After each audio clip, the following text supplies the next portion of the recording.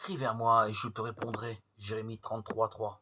Éternel, ne me reprends pas dans ta colère, sauve-moi à cause de ta bonté. Psaume 6, 1, 4.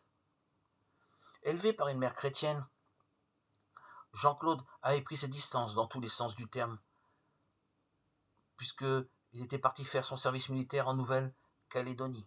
Un jour, un officier l'appelle et lui demande d'aller dépanner une voiture assez loin dans la brousse.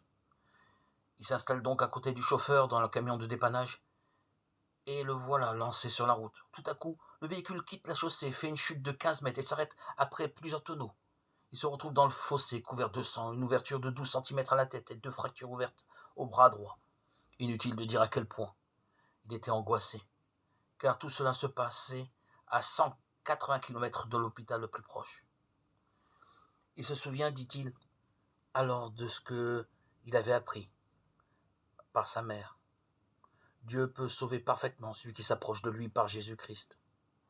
Dans son cas, il s'agissait d'un double sauvetage, celui de sa vie spirituelle et celui de sa vie physique. Un cri est alors sorti de son cœur. « Seigneur, si tu me sauves, je te donne ma vie. »